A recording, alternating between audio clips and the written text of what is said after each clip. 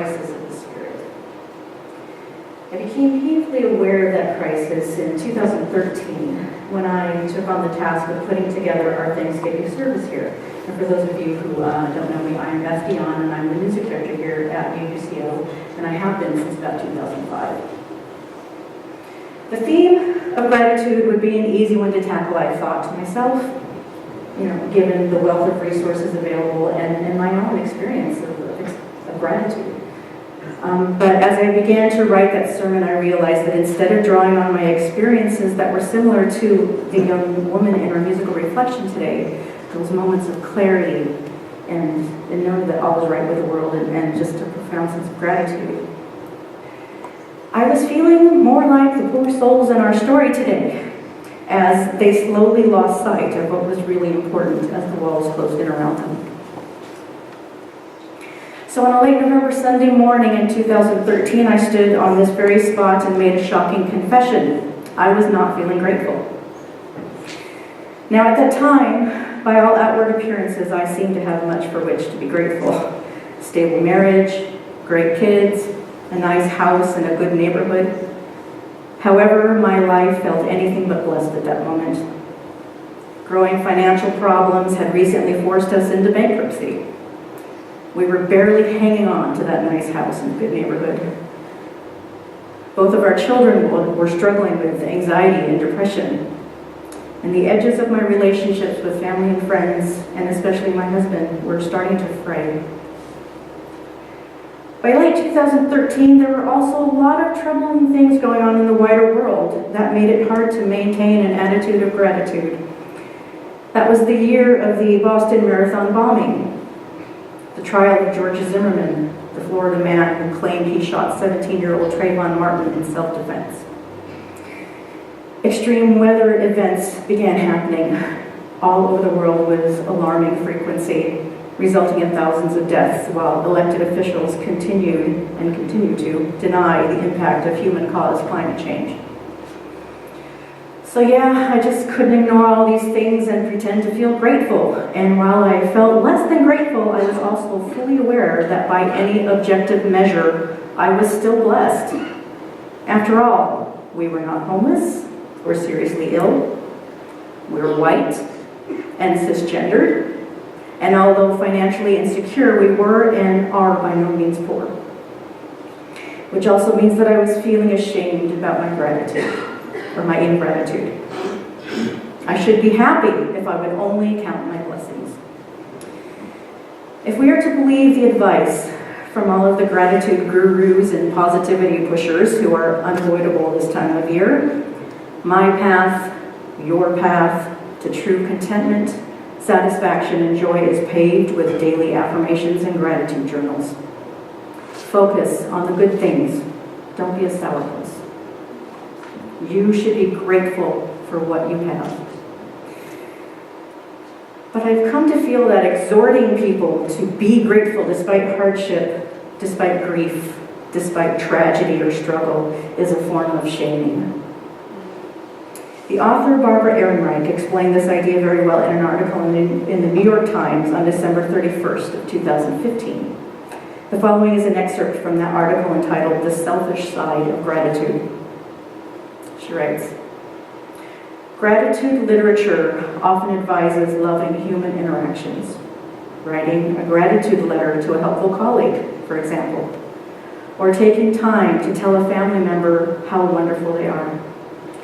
These are good things to do in a moral sense, and the new gratitude gurus are here to tell us that they also feel good. But is gratitude always appropriate? The answer depends on who's giving it and who's getting it. Very commonly in our divided society, how much of the wealth gap it's expected to bridge is an issue. So suppose you were an $8 an hour Walmart employee who saw her base pay elevated this year by company fiat up to $9 an hour. Should you be grateful to the Waltons, who are the richest family in America? Or to the Walmart's chief executive, whose annual base pay is close to $1 million and whose home sits on nearly 100 acres of land in Bentonville, Arkansas? Grateful people have been habitually dismissed as chumps, and in this hypothetical case, the term would seem to apply. So I think it's clear that you can't impose gratitude. It must be intrinsic. It must flow naturally from a sense of well-being. And that sense of well-being is different for every person. One person's blessing can be another person's curse. As Unitarian Universalists, we are guided in part by the 7 principles of our faith. The concept of gratitude is inherent in a few of those, the most obvious one to me being our 7th principle, respect for the interdependent web of all existence of which we are a part, which can be translated as be grateful for our planet and all living things on it. But it is also present in our 2nd principle, justice, equity, and compassion in human relations, and the 4th principle, a free and responsible search for truth and meaning. I believe these 2 principles call us to show compassion for those who lack a sense of well-being, and perhaps therefore lack gratitude, and acceptance of the fact that truth and meaning are in the eye of the beholder. So we might think we're being helpful and kind when we try to divert our own or someone else's attention away from pain, away from the tragedies of life, to tell ourselves or others to focus only on the blessings that we can claim. But it is not helpful or kind to believe that someone who is one paycheck away from disaster should be grateful that they at least have a job. It is not helpful or kind to believe that someone who lives in constant fear due to their skin color, their gender, sexuality, or religion should be grateful because things are better now than they used to be. It is not helpful or kind to believe that someone living with their children in a homeless shelter should be grateful to be together and to have a roof over their heads, however temporary. It is not helpful or kind to believe that someone who just lost a breast to cancer or their home to a wildfire should be grateful to be alive. It is not helpful or kind to believe that someone grieving the loss of a loved one should be grateful for the time they had together. And yet, remembering and naming the things we have to be grateful for, even in the darkest times, especially in the darkest of times, is often necessary to keep us from descending in a vortex of self-pity or despair. But ironically, expressing gratitude can be hardest during the winter holiday season. The constant pressure to be happy, to be social, to be generous, to be our most perfect, jolly selves, it can be overwhelming. A few years ago, during the holiday season of 2015, I hit the gratitude wall. That was the year we resigned ourselves to the fact that we could no longer afford to stay in the house that we had spent the past 14 years making into a home. We loved that house and felt like we were losing an old friend. But in November of that year, we packed up most of our stuff, put it in storage in order to stage the house, and we put the house on the market. It sold by the middle of December. I generally really enjoy the holidays, but at this point I was not in the mood for merrymaking, and I didn't have enough energy left to even pretend to care about pine trees and stockings and decorations. I was busy packing. But the kids and my dad and my aunt, who had recently moved here from California, were aghast. Christmas should have lights and a tree of decorations and pretty stockings and lots of good food to eat, and parties and just merriment. So one day I finally gave in, sort of, a little. I grabbed a Sharpie and a few of my husband's old tube socks. All of our stuff was in storage. So I wrote each of our names on a tube sock and I hung it over the fireplace. I happened to have recently seen a pine tree shaped crayon in a drawer in my office, and so I went and grabbed that and I scotch taped it to the wall. I lit a pine-scented candle, but there were no lights, there were no ornaments, no festive wrapping paper, no big Christmas meal. And as it happened, no stressed out mom, which turned out to be a real gift to all of us. But we did have presents stacked neatly under the crayon pine tree on the wall.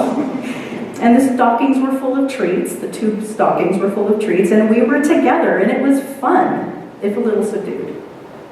And we understood that the holidays don't have to be governed by shoulds. New York native and author Mary Elizabeth Williams posted an article to the November 22nd, 2018 edition of the Salon.com online magazine titled, "Forget Tradition, Why Not Have a Happy Non-Holiday Instead?" Love this woman. I couldn't have said it better myself, what I learned that Christmas, so I'm going to let her say it. She wrote this. "My favorite Christmas was the one right before a major move, when we didn't have a tree and exchanged gifts from the drugstore. The best part of my Thanksgiving is the evening drink I get at the bar at the all-you-can-eat Indian restaurant on the outskirts of town. Some people like caroling and pumpkin pie. My sacred holiday memories are about lip balm and Bailey's on the rocks. Now, I'm not some Scrooge McScrooge face, bah humbugging my way through the final 6 weeks of the year. I am an enthusiastic baker of cookies, so am I. Watcher of corny Hallmark movies and surveyor of stocking stuffers. Atypically for a New Yorker, I'm an extroverted optimist and all-around giver of thanks. I just happen to have a low threshold for overstimulation. And if you're like me, my gift to you this year is permission to dial it all the heck down. Maybe it's because I didn't grow up in a family that made an especially big deal of holidays. More likely it's because when we did get together, things rarely went smoothly. I come from a volatile Irish Catholic clan, so I remember.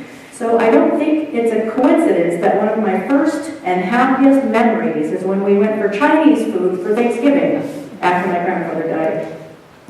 Everyone was on good behavior, nobody had to clean up. I would have gladly done this every year if I, at age 3, could have roused a quorum. Instead, it wasn't until my California years, much later, that I again enjoyed low-key November holidays. This time, they were powered by potluck dishes, red wine, and an absence of decades-long feuds.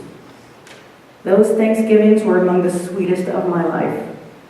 The only downside to them was the karmic price tag. Every year, I cashed out all those good vibes over Christmas and New Year's when I'd come back east to a compressed frenzy of socializing and guilt-tripping from relatives and former neighbors. But the frantic pace of those holidays was nothing compared to what happened when I became a parent, juggling dueling grandparents and the sensory assault of kid-related seasonal events. There are photos of me from those early Christmases standing by the tree with the kids and sporting the 1,000-yard stare of shell shock. Can relate. That overload, in fact, is what led to my now hallowed ritual of Thanksgiving night drinks at the Masala Palace. My daughters were still little, the uncles were still alive, my mother was still occasionally communicating with us. Everyone had gathered for a big meal that was mostly pleasant but punctuated with moments of near excruciating tension. What if we asked our folks to look after the girls a little and we snuck out for a few hours? I whispered to my husband in a stealth moment of table clearing. Not long after, we were sitting at the one establishment with an open sign on the door at a nearby shopping plaza. The unburdened, quiet relief I felt that evening, having successfully escaped the turkey, the cranberry sauce, and the company of our relatives, was unmatched.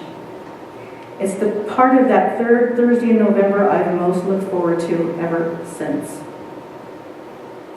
The non-holiday has, of course, a long and honorable history. I've spent the better part of my life, and this is her going on again, I've spent the better part of my life envying Jewish Christmas, going out for Chinese food and a movie, and in their order. I'm grateful to Parks and Recreation for introducing the concept of Galentine's Day. Yay! Diverting mid-February's attention from cheap chocolate and tacky teddy bears and reclaiming it for female friendship, yes. Anyone can put up a tree, but going the non-holiday route lends itself well to creative personalization. I highly recommend it. I've done this. But going the non-holiday route lends I have a friend whose family purposely goes to Orlando for Thanksgiving every year, when the parks are the emptiest. I have another, a year-round partygoer and host, who explicitly sets aside New Year's Eve for watching rom-coms in her pajamas. Our family starts every January 1st with espresso and enormous lobster tails from the Italian bakery. It's not exactly ritualized resolution making and lead lover. Why give the most wonderful time of the year, or even just a small sliver of it, a big old no? For many of us, it has something to do with the fact that while calendar dates are consistent, personal challenges and tragedies are not. Last week I went out with a friend whose sister is currently in the worst throes of chemo. I can't understand how people can be walking around smiling and being normal, she told me. A year ago, when my daughter had a terrifying trip to the emergency room and we left with a brand new medical diagnosis 4 days before Christmas, I felt exactly the same. I'm sure many of you have experienced that. I know I have. Holidays are, we are incessantly reminded, mandatorily perfect and joyful. Should they happen to coincide with your own experience of grief or trauma, the glaring disconnect between perception and reality can be almost unbearable. I have a neighbor for whom the enforced merriment and pressure of the season was a catalyst for a painful divorce. Decembers haven't been the greatest ever since, so we have an annual burgers and beer lunch to mark the breakup anniversary. I'll take that over a cookie exchange any day. For some of us too, the holidays are an exercise in enforced proximity to the relatives and hometown knuckleheads we spend the rest of the year pleasantly avoiding. The fortunate say it's getting the old gang back together. I say it's dodging the moms who've become multi-level marketing zombies. But even if your family is and always has been perfect, and your season is always marked by Instagram-worthy snowball fights and hot chocolate by the fire, the ratcheted up world of shopping, social engagements, and end-of-year work deadlines will still test the mettle of the jolliest of Santa's helpers. Finding a little peace in the chaos, zigging while the rest of the world collectively zags, is nourishing for the soul. She goes on. I recently read a Thanksgiving-themed post from a self-appointed inspirational blogger who declared that even in grief and trauma, we have to choose to be grateful. I don't know, lady, do we? Gratitude is great, but don't demand it of others when they're going through something bad. Don't insist people magically put their depression or plain old aversion to Love Actually aside for the dysfunctional sake of not ruining your own buzz. There's a pretty simple litmus test to get through the year's milestones. Traditions are supposed to bring comfort and joy. They're supposed to bring people closer. If they're stressing you out and making you unhappy, then they're doing a crappy job, and it's time to reassess the value. Maybe it's time to install some new traditions in their place. So if you'd rather go for a walk than go to a party, or you're not into putting up that tree, or your ideal winter wonderland involves a Best Western with a pool, I like that idea, then by all means, feel free to ignore the merriment police who want you to do the holiday hokey pokey for them. And if your holidays this year involve turning off your phone and nibbling Papadoom on a side of town where nobody knows you, I'm right there with you. And I wish you a very merry and bright one. Amen. So those simple things.